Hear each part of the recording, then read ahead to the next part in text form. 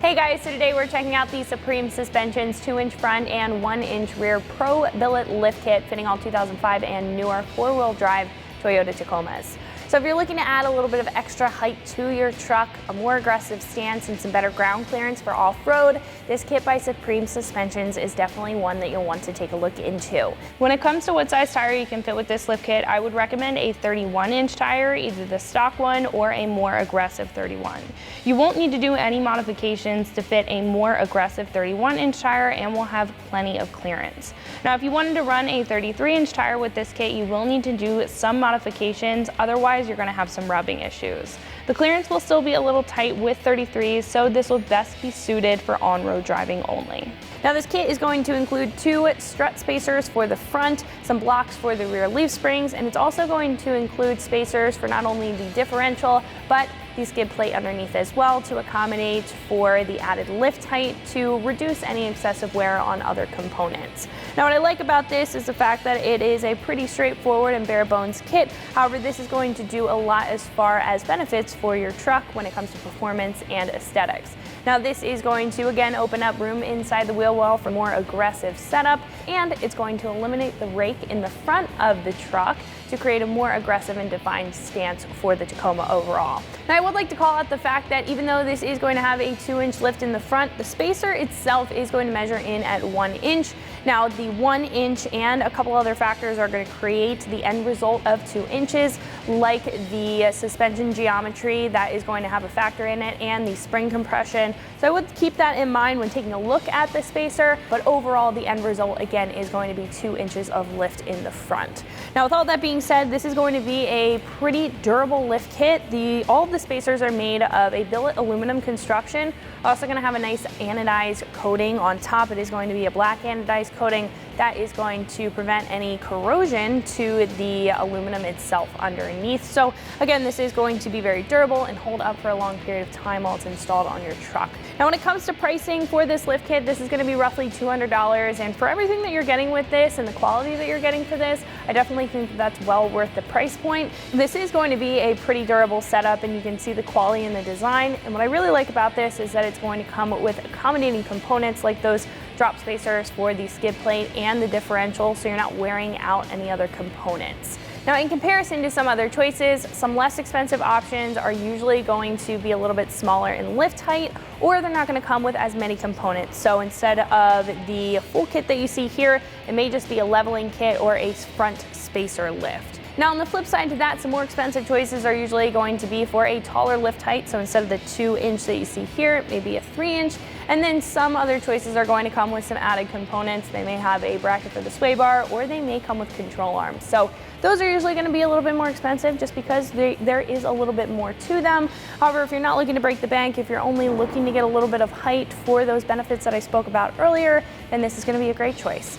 As far as install is concerned, I'm going to give this a 2 out of 3 wrenches on the difficulty meter. It's not too challenging, definitely need some mechanical know-how, but you can definitely get this done in your driveway in about 4 hours with some basic hand tools. So speaking of the install, let's jump into that now.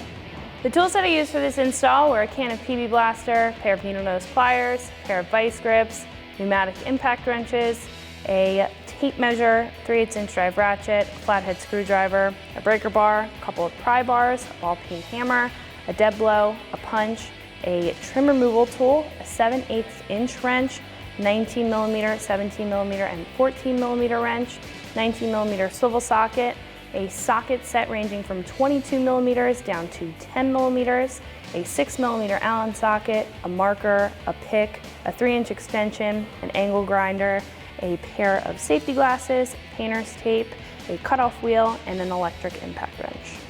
So the first step of our install is to get the truck up in the air and supported. Now I have it on a lift here, but if you are at home, you can use a jack and jack stands for this install. And then our next step is to take off our front tire. Now I'm going to be using a 19mm socket and my spline key. However, the tool that you use may depend on what lug nut size that you have.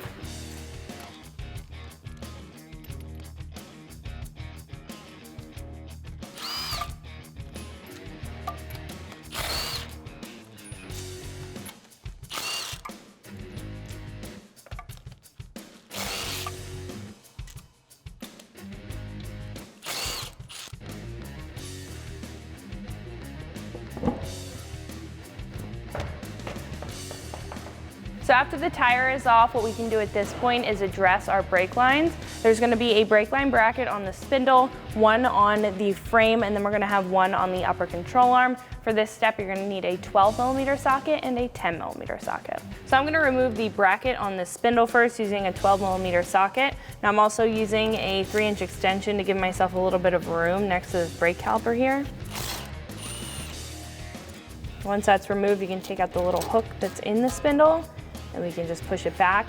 This is going to allow us to remove our spindle from this upper control arm and not have our brake lines affected, stressed out, or taut in the meantime. We want to keep those protected just because we don't want to break them. We would have to replace them if so. Next, we can remove the brake line bracket on the frame. I'm also going to use that 12mm socket and the 3-inch extension.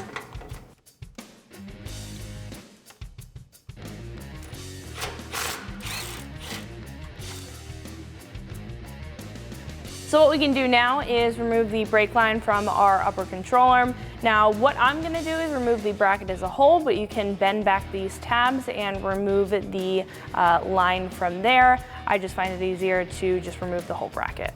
So I'm using a 10mm socket. I'm just going to take out that bolt.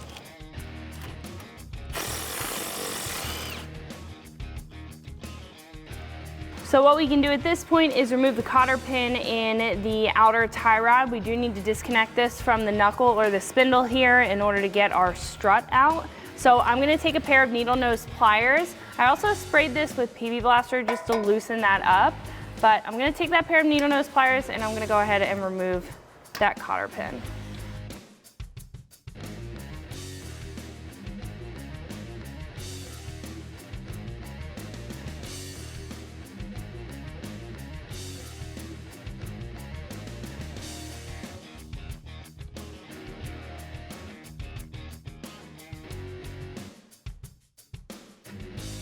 What we can do at this point is remove the castle nut up top. I'm going to be using a 19mm socket to remove that nut there.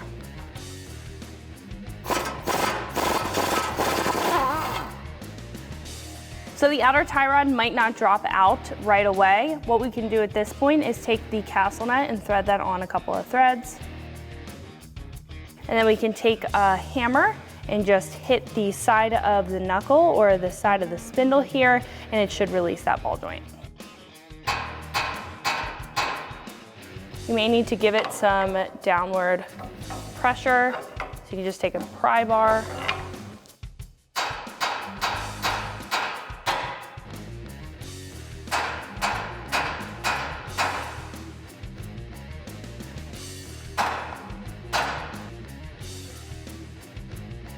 So now that the ball joint released from the knuckle here, what we can do is just remove it completely. Thread that back on, because we'll be reattaching that a little bit later, and then we can disconnect our sway bar. What we can do next is remove the sway bar end link from our spindle. I'm going to be using a 17mm socket, and we can remove this nut.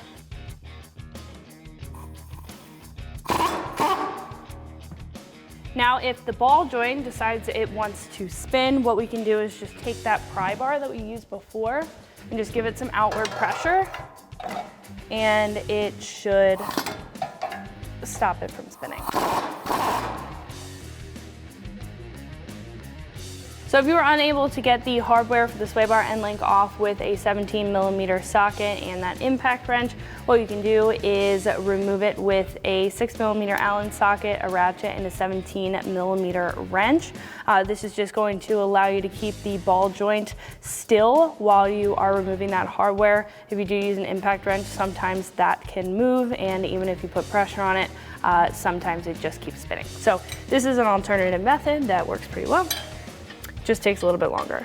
So I'm going to use that 17mm wrench. I'm going to put that on the nut side, and same with the 6mm Allen socket.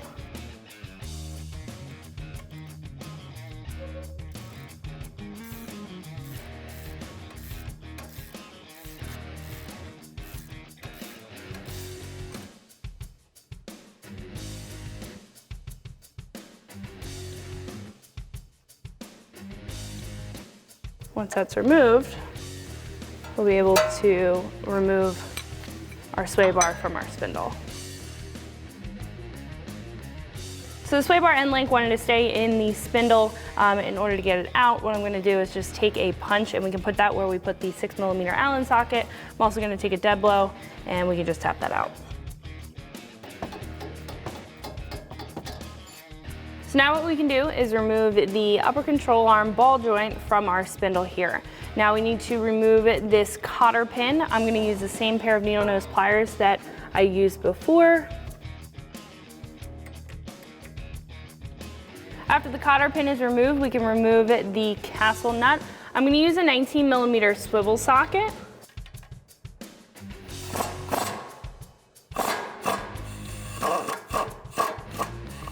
So what I'm gonna do is take that completely off, then I'm gonna thread it back on, just a couple of threads. Again, we have to tap the ball joint out of the spindle because the ball joint is tapered, so it usually just sticks there like it did with the other two. So again, we're gonna have to take a ball peen hammer and tap that out of the spindle. Now the nut there is gonna catch it, that's why we thread it on a little bit.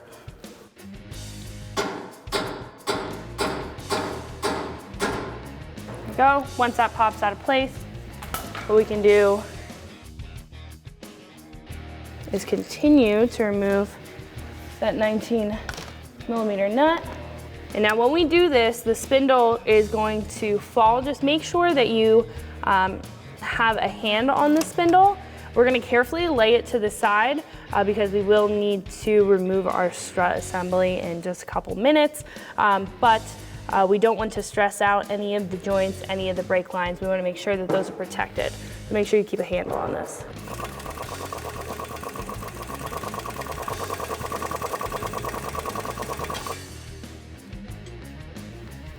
As you can see, that is disconnected.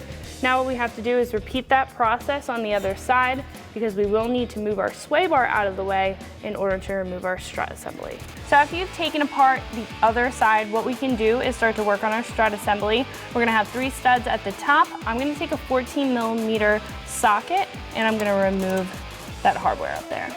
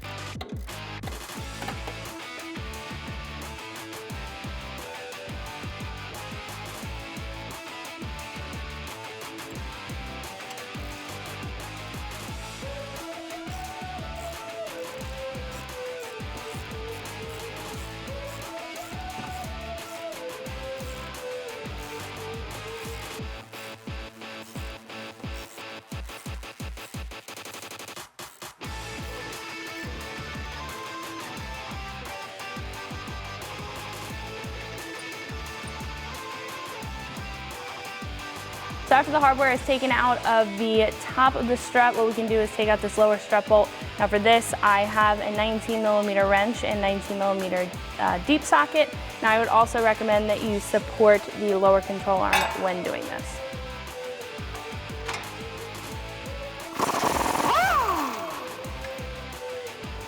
Now to remove this bolt, you might have to play with the height of the control arm itself. So it looks like we'll need to raise it just a hair. So what I just did was lowered this down a little bit. Like I said, you will have to kind of play with the height of the lower control arm in order to get this bolt loosened up so that you can just push it right through. So what I'm gonna do is just push that bolt through and remove it. So what you can also do, just like we did with the sway bar, is just take a punch. This makes it a little bit easier if it doesn't want to come out fully by hand. You can just tap it through. Now again, we're gonna have to kind of mess with the height here. You may have to move this spindle around in order to do this.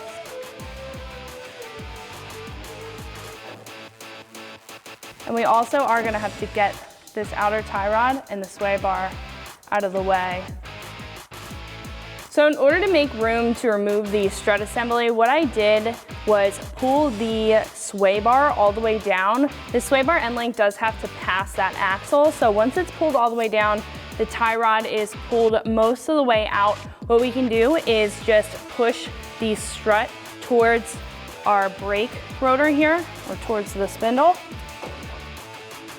and we should be able to just pop that out of the way.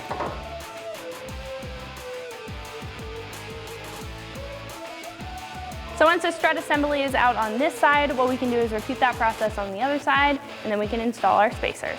So now that the struts are out of the truck, what we can do is add our strut spacers. Now these are gonna have a couple of cutouts for our studs on top of our struts, and they're just gonna sit right on top. So you can line these up with the factory studs, put those on over, and then we can secure it down with our factory hardware. And I would like to mention that the top of this spacer is going to sit flush on the strut perch there.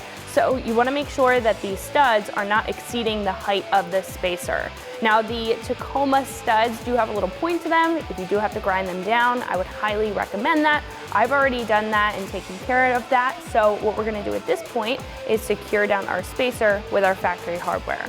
Now I also like to take a 14mm socket and just thread that in by hand, and then we can tighten them up in just a second.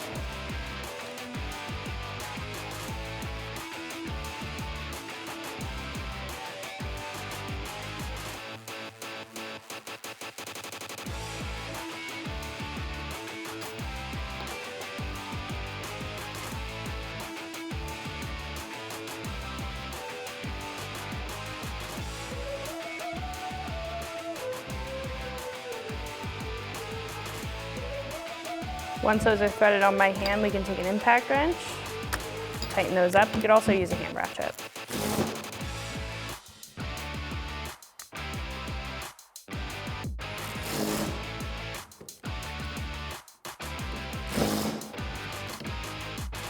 Then we can repeat that for the other strut.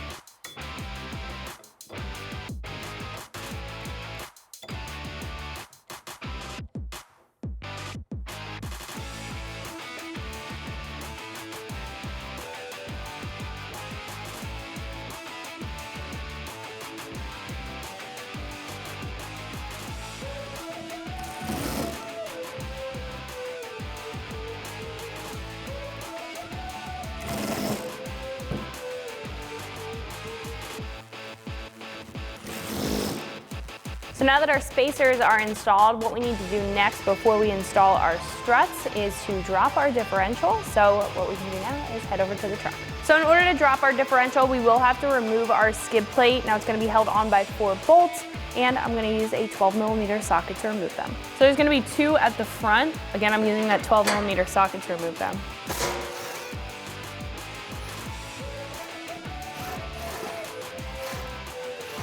Now when you remove the front ones, there's going to be a couple hooks up here that are going to hold it in, and then we can remove the ones in the back. Then we can remove the 2 on the back.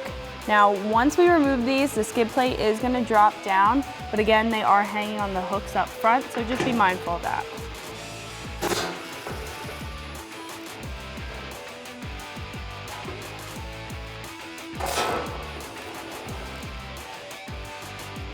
So at this point, now that our skid plate is fully disconnected, we can just unhook it from these hooks in the front and put it to the side. So now that the skid plate is removed, that's going to expose the arm to our differential that's connected to our cross member here. Now in between the cross member and the differential is where we're going to add our spacer, and this is going to accommodate for that added height that we're adding to our Tacoma. Now on the driver's side, you can see the skid plate reinforcement bracket is going to be in the way of that differential arm. We do have to drop it down a decent amount because this is a pretty big spacer. So what we're going to have to do is modify this. We have to just cut a little bit of this lip off in order for that differential arm to drop down far enough. So first, before we take that off, I'm just going to make a mark on where we need to cut it. Just taking a marker. Making a mark.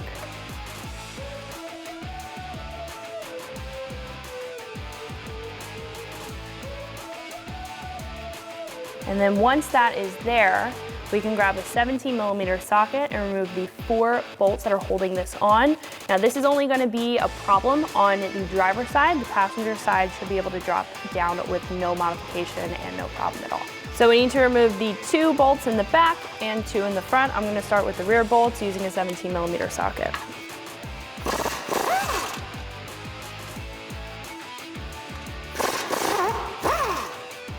Then we can remove the front ones.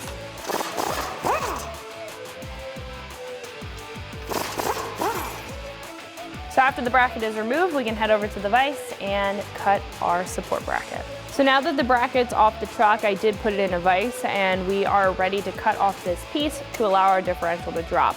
Now I did put a piece of painter's tape on here just to give you guys a better look at where we're cutting because it's hard to see black marker on black paint. But we are gonna be about 3.5 inches from the back of the bracket in, and then about 1.25 inches. So I'm gonna be using my cutoff wheel for this. I recommend a pair of safety glasses as well, and just to make sure that your cutoff wheel is good to cut.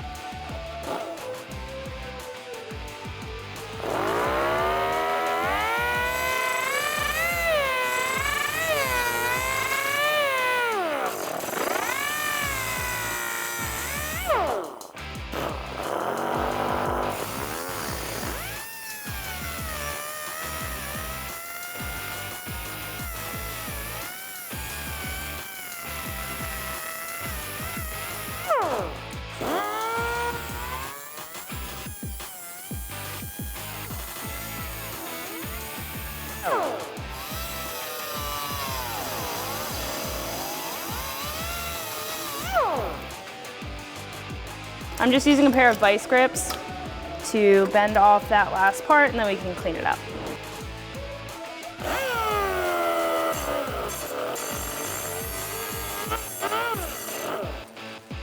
I'm just going to take an angle grinder and clean this up a little bit.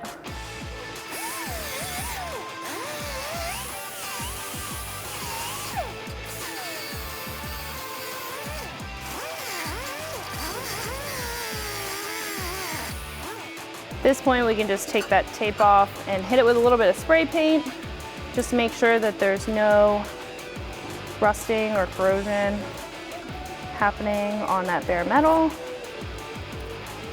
I really have to get to this part, but.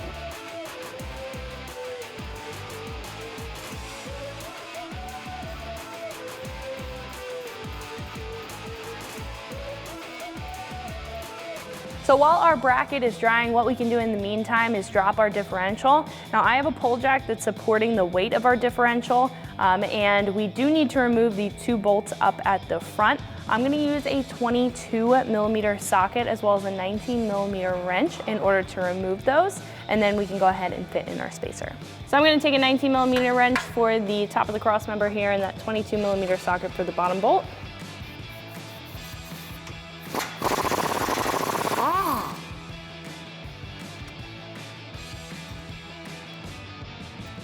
We can do the same thing for the other bolt very carefully because once this is removed, then the differential is disconnected from our cross member here.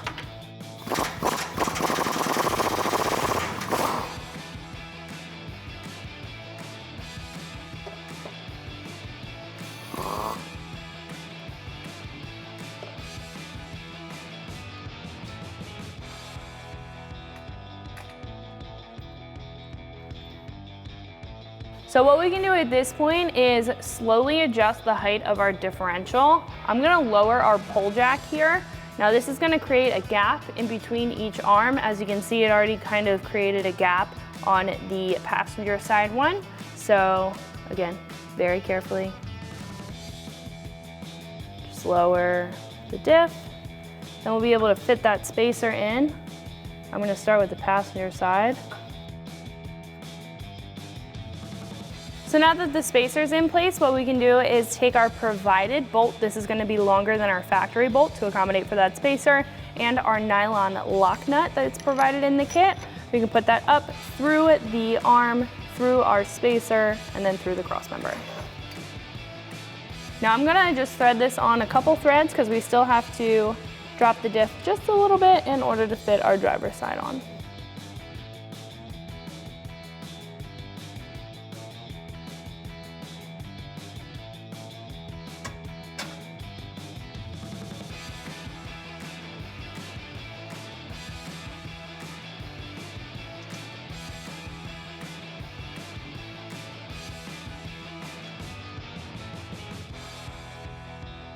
Now at this point, our spacers are in and we can tighten it up. So instead of using that 22mm socket, we're gonna use a 21mm socket. We're also gonna use a 7/8 inch wrench.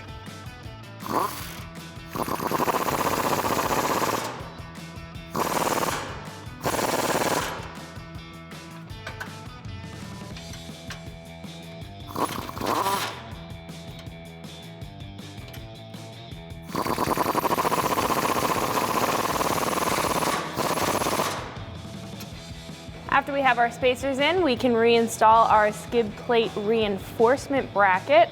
I'm going to take the factory hardware and just thread that into place. It's those 4 17mm bolts.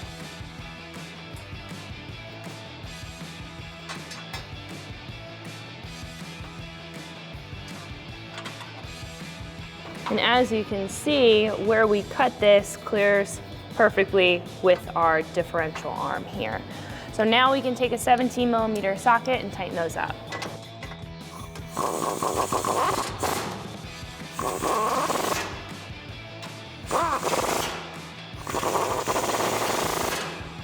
Next we can install our skid plate. I'm going to start by hanging it on the hooks in the front.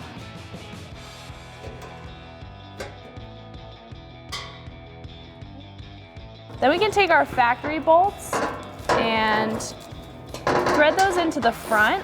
Now we're gonna have new bolts as well as spacers for the rear.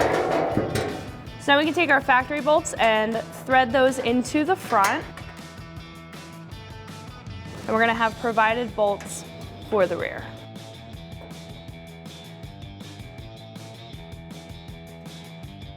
Now for the back two mounting locations, because we dropped this, we'll need to add another spacer. This is just going to go right over the factory mounting location, and I'm going to do the same thing for the other side. And once that's on there, what we can do is take our provided hardware, which is a longer bolt and also that washer, and we can thread this into place. And we're going to do this on either side.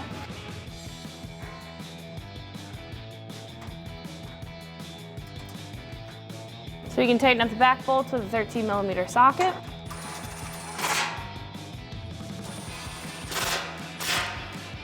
Last but not least, for the skid plate, what we can do is tighten up those front bolts using that 12mm socket we used to remove them.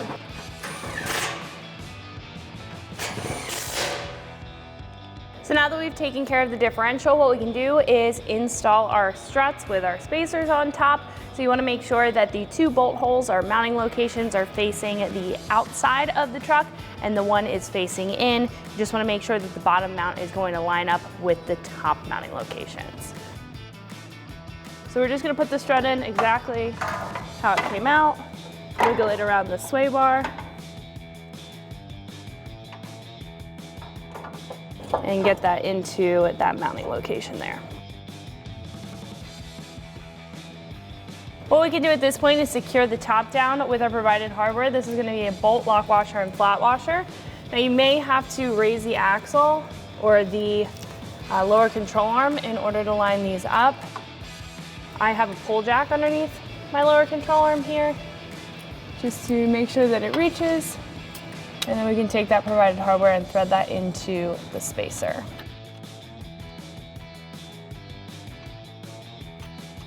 Now we're not going to tighten this down just yet. We want to get the lower bolt in, and then we can go back and tighten everything down.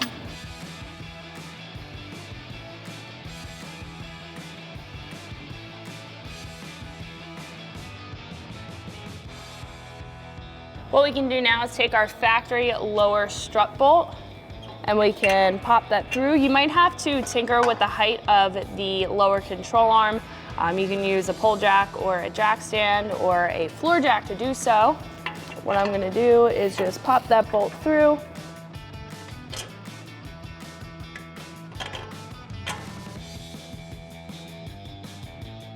If you need to, you can use the punch and the dead blow that we used before, just to pop that through the other side.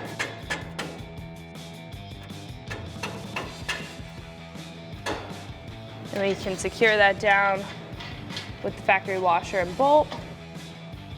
Now we're not going to tighten this up just yet.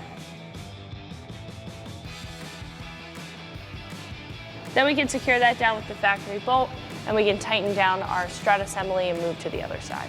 Next, we can tighten up this lower bolt here. I'm gonna use a 19mm deep socket. Now you may need a 19mm wrench as well if the bolt head spins. Sometimes it does, sometimes it does not. Next, we can move up top. Next, we can take a 16mm socket and we can tighten up those top bolts.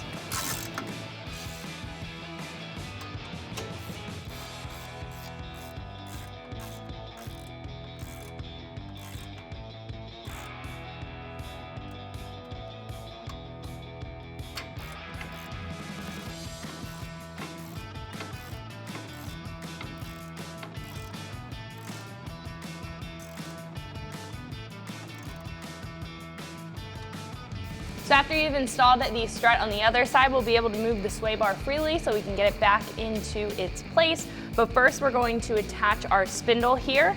So we're just gonna pop the spindle back up into place so we can attach it to the upper control arm.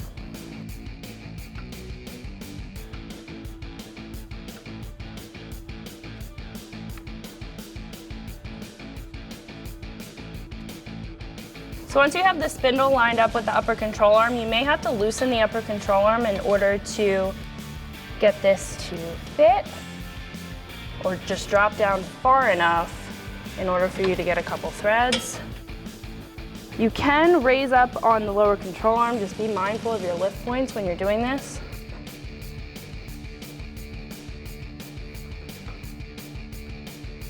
So I'm just using a small pry bar just to pry down on the upper control arm, just so we can get a couple of threads on.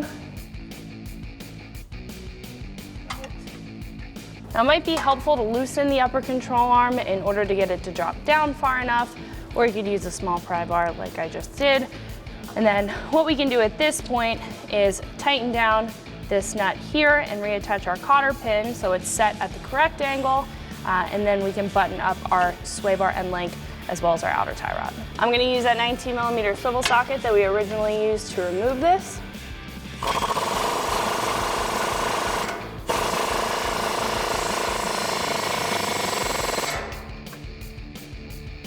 Then we can take our cotter pin, put that through, make sure that it hooks on part of that castle nut.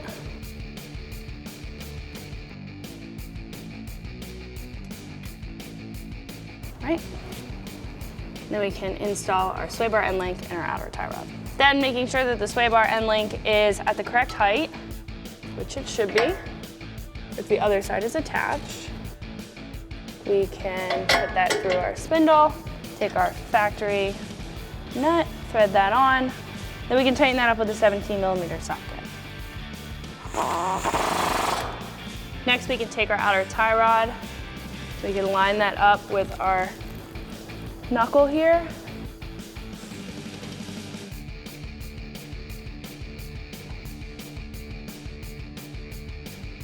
So now we can align our outer tie rod. You may have to move the knuckle itself back and forth in order to get this lined up. Then we can take our factory castle nut, thread that on.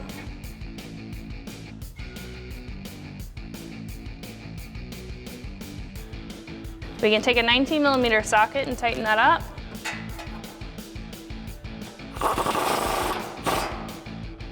And once that's tightened up, you want to make sure that the castle nut aligns with the hole on the stud there on the ball joint, because we have to put in a new cotter pin.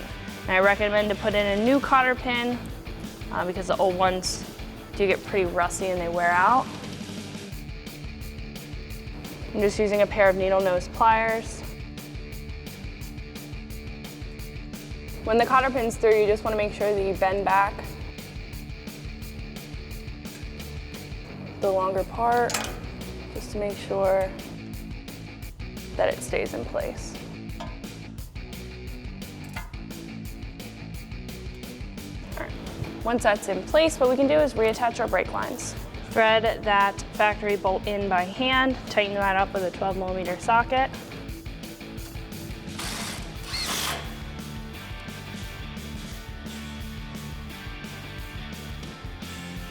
Next, we can attach our upper control arm brake line bracket and the one that's on the frame. I'm going to do the control arm bracket first using that 10mm bolt that we originally used. And I'm also going to use a 10mm socket to tighten that up.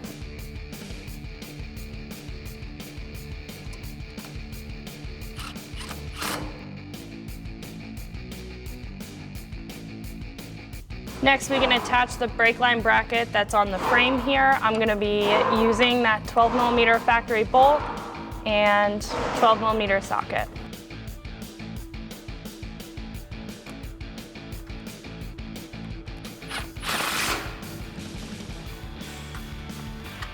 So once you finished up on this side, you would repeat the same process on the other side. Then we're going to throw our tires back on and then head to the rear.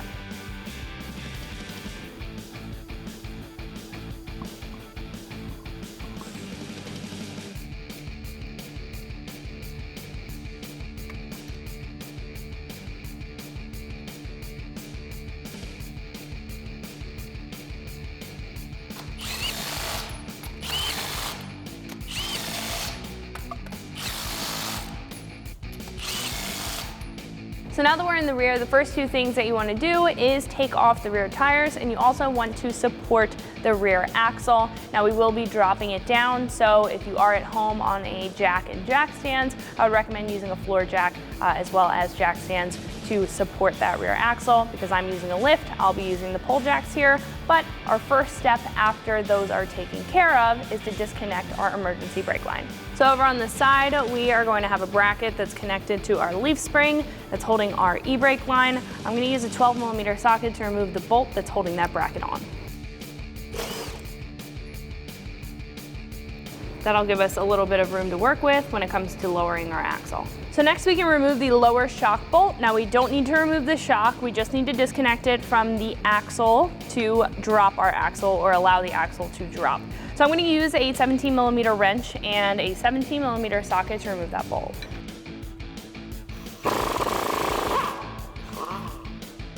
So you might have to kind of play with the axle height in order to loosen that up or get it to wiggle out.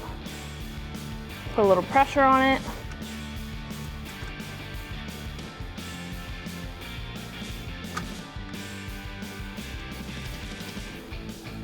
Then you can pull it out of the mount itself.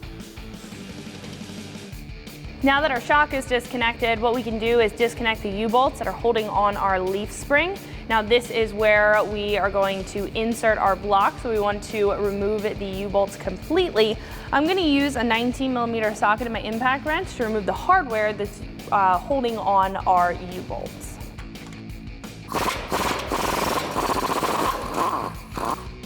I also recommend to hit it with a little bit of PB Blaster, just because these can get pretty rusty.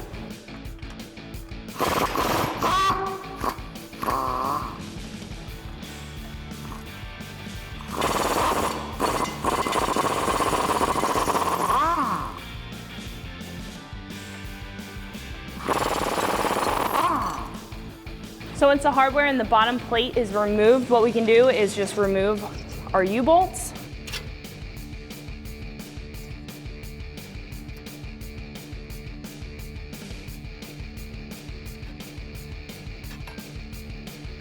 What we can do at this point is lower down this side of our axle so we can separate the axle from the leaf spring, and we can wedge in our block for the rear here.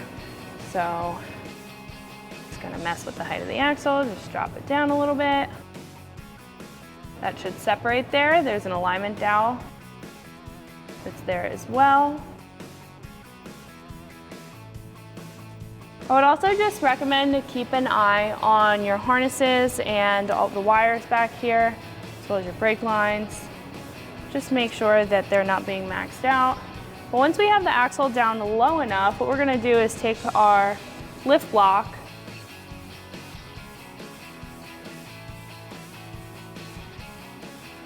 and we're going to slide that in place.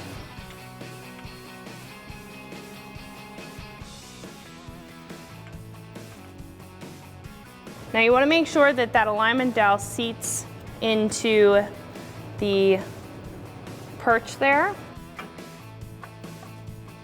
It should sit flush on the axle. And then when we're raising it back up, you want to make sure that the alignment dowel on the leaf spring is sitting inside that mounting location on the lift block.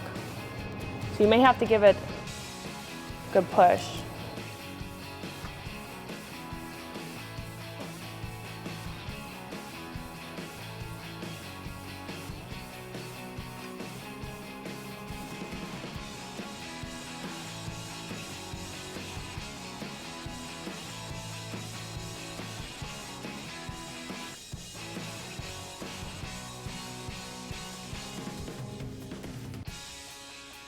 So in order to get the alignment down on the leaf spring to line up with the lift block, you may have to adjust where the leaf spring sits. So what I'm doing is just using a pry bar and prying on the lower shock mount and just pushing a little bit on the leaf spring while raising the axle just to make sure that that aligns. So it'll fall right into place and you can lift it back up and it should seat into the lift block, and then we can secure it down with the provided U-bolts. So at this point what we can do is install our longer U-bolts over our leaf spring here. Just gonna put them in the same location that the factory ones were in, and they should sit in this little divot up at the top. There is an alignment plate up there. Then what we can do is take our bottom plate, making sure that the curve aligns with the bottom of our axle, and we can secure this into place.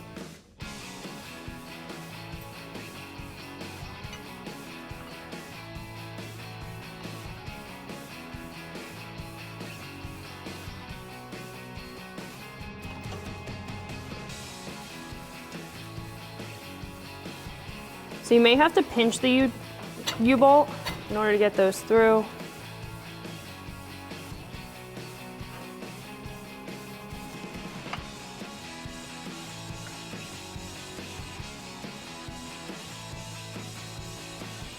And it should kind of stay in place just because the U-bolt is going to be pushing outward, so it's going to put a little bit of pressure on there. And then we can secure down our hardware, which is the flat washer and the provided nut. Now I would like to mention that these U-bolts, because this is only a 1-inch spacer, they do hang down pretty far. I would just test with the tool that you have, which you'll need a 22mm deep socket in order to tighten these down. Just test to see if your socket bottoms out. If it does, I would recommend to trim these. Now I do have to trim these in order to get these tightened down properly. So I'm actually going to take this hardware off, and we're going to head over to the circular saw in order to trim them and get them to the proper length. So like I said, we are going to have to trim these U-bolts in order for the bolt to be tightened down properly. Now what I did was took my specific socket, measured out where it bottomed out, and then backed it off a little bit. So I have it measured out for about 2 inches to be cut off the bottom of this U-bolt. It is going to depend on what you are tightening down the U-bolt with. In order to get that measurement, I would just double check the measurement before you go ahead and cut. But at the same time, you will be able to cut off more if you need to in the future. So I'm just going to put this into my circular saw here.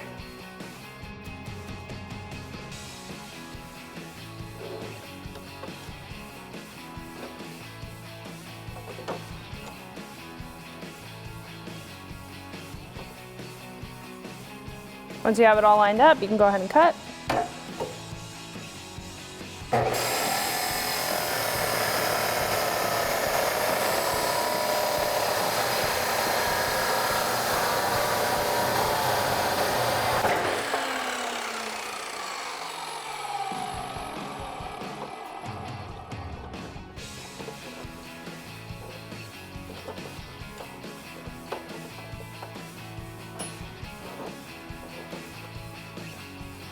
So now that we've trimmed our U-bolts, what we can do is put those in the same location that we did before when we were measuring them out.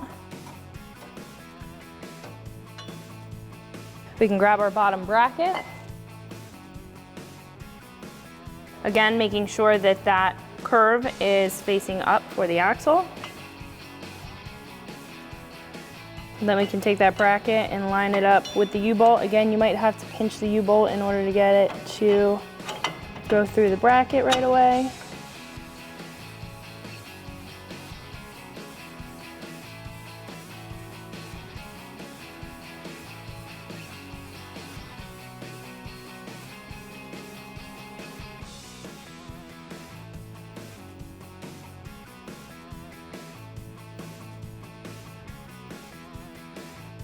So once those are through the bottom bracket, what we can do is take our provided washer and nut and thread that onto our U-bolt.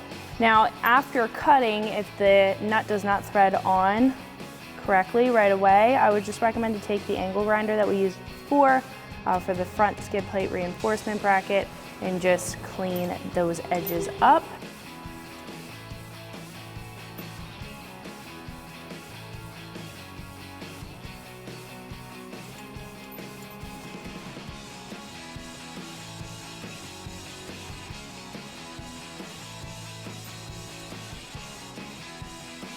Now once those are all threaded on and you have checked the top, make sure it's seated correctly.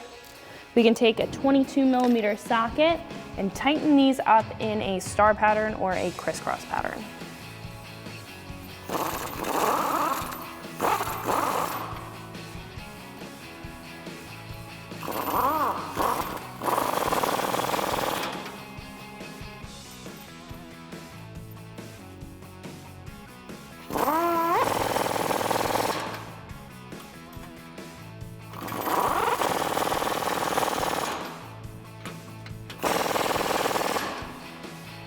So at this point, what we can do is reconnect our shock. Now you are gonna have to raise the axle in order to get it to line up, just because we added an inch of space here between the leaf spring and the axle. Just keep an eye on your lift points while you're doing that.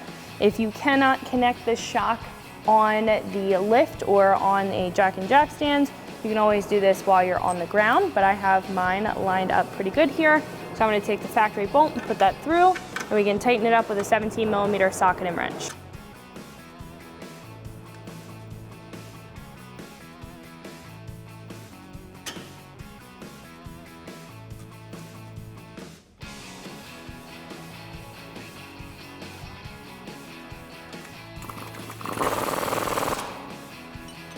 So at this point, once both sides are complete, we can throw the tires back on and put the truck down on its own weight. Now, if you did loosen up that upper control arm in the front when putting in the spacer, you would want to tighten it down on its own weight and torque everything down to factory spec. And I would also recommend to take your truck to get an alignment, and then you'll be all good to go. However, that is going to wrap it up for my review and install. Make sure you like and subscribe for more videos and products just like this, and always keep it right here at ExtremeTerrain.com.